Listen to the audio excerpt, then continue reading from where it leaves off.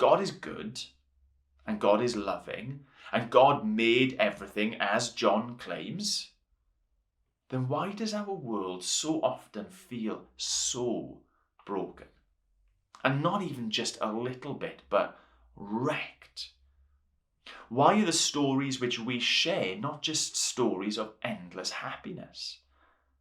Why are they more often than not stories of heartache, of tragedy? Why are they stories that are filled with funerals and weeping? You know, we could and maybe should all get together and with one voice cry out collectively, God, you need to do a better job. Because things aren't as we know they ought to be. How broken is the world that we live in? Take a moment and answer these questions for yourself. What do you think is the biggest problem in our world today? The biggest issue facing humanity? Is it wars? Is it disease? Is it greed? Is it climate instability? What do you think it is? Zoom in a little bit. What do you think is the biggest problem in your own life or the life of those nearest and dearest to you? Is it health issues? Is it relational issues? Is it financial worries, or is it the big one? Is it mortality? Is it death itself? We're going to keep reading in John chapter 1, and we're going to see a little bit of the biggest problem as John sees it. John chapter 1, taking up from verse 9. The true light that gives light to the world, to everyone, was coming into the world. He was in the world that he had created, and yet the world did not recognize him. He came to his own, but his own people did not receive him. The light, who we know is Jesus, who made everything, it says, came into the world, and yet the world didn't recognize him. And the world certainly didn't receive him. Now, to my mind, that's strange. That's a weird way of stating what happened. It's a weird way of thinking about what happened. Wouldn't it make sense, don't you think, that when the author came, people wouldn't spot him a mile off?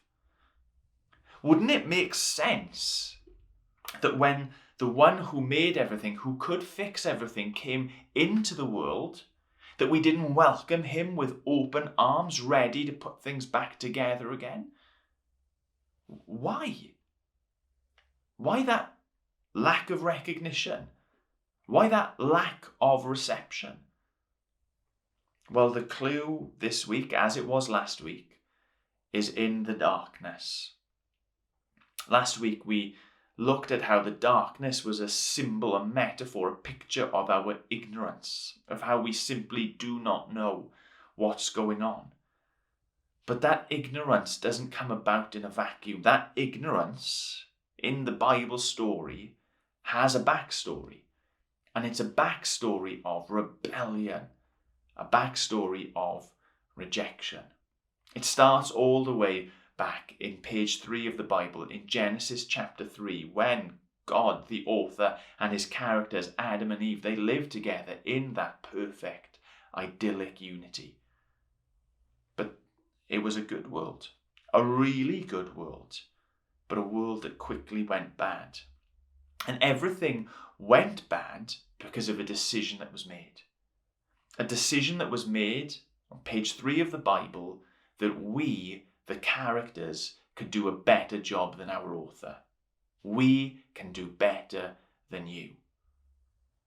Do you recognize that sentiment, at least, if not that decision? I think as a world, I think as a society, I think as a culture, we have that in us, don't we? We always think that we could do better, No matter who's in power, we think someone else could do a better job.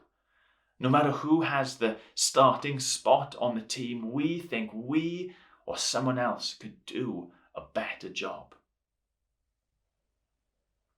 And on page 3 of the Bible, it's recorded that Adam and Eve were convinced that they could do a better job than their Creator. They rejected him. They rebelled against him. And the rest of the Bible could be recapped as a history of rejection, of men and women and communities and even nations deciding that they could do a better job, choosing every step of the way to turn their backs, to ignore their author and their Creator. And we think to ourselves, well, we're not too bad. Modern humans have sorted most morality out. We figured out what the really bad things are that people still do, and we tweet about it, and we hashtag about it, and so we know that we're not the bad ones. There are still a couple of rotten eggs, but everything else is generally okay. But whether or not that's a true picture of things, we can discuss that. It doesn't really matter. Because from page 3, from chapter 3 of Genesis, and that first rejection, that first example of humanity saying we can do better than you, it's also a story of separation. It's a story of people being cast out into the darkness, shut out from the life that we were thinking about 2 weeks ago, of entering into the desert, into the desolation, into death. And perhaps that sort of story doesn't strike you as being particularly fair. Well, that's not fair, is it? That I should suffer the consequences for someone else's action because there was a rejection that took place all those years ago, that somehow I should still suffer the consequences. Let me share with you a picture which I think helps us to understand what's going on here. Imagine your great-great-grandparents emigrated. Imagine they were from one country, one place, but they decided that they wanted to strike out on their own. They went off in search of happiness and fulfillment and a better life for themselves and their family. They sailed the 7 seas, they discovered a new country, and they settled there. When they had children, and when their children had children, all the way down to you, those children would be from that new place, from that new country. They would have that nationality. Whether you'd made the decision or not, that's what you're born into. You're from that new place. And perhaps you might make the decision that you'd want to go back to the original country, but still, even then, you'd probably have a citizenship test to take in order to be accepted. Well, the sad story of the Bible is that that's sort of what's gone on with us. That humanity rejected God. And they were shifted off, cast out into a new place. And that new place that we all belong to is a place that is cursed. A place that is groaning. A place that is broken and in darkness. It's gone very dark. That is exactly how John describes it here at the start of his story about Jesus. It's a place where God's life-giving light isn't. If I could sum it up, I'd sum it up like this. That God made everything good, and we came along and made it very bad. That God said, let there be light, and we came along and we turned off the switch. Now, this is where our gut reaction to reject things as false simply because we do not like them, that kicks in. It doesn't sound like the sort of story that we want to believe. It doesn't sound like the sort of story that we want to be a part of. But it does make sense of the world that we live in. It does make sense of why suffering exists and why we feel suffering is so wrong, because that is not how our author wrote the story. But it isn't just a story of tragedy. It isn't just a story of doom and gloom. It's still a story of God loving, of God caring, of God involving himself in human history, isn't it? And all of that leading up to the coming of Jesus.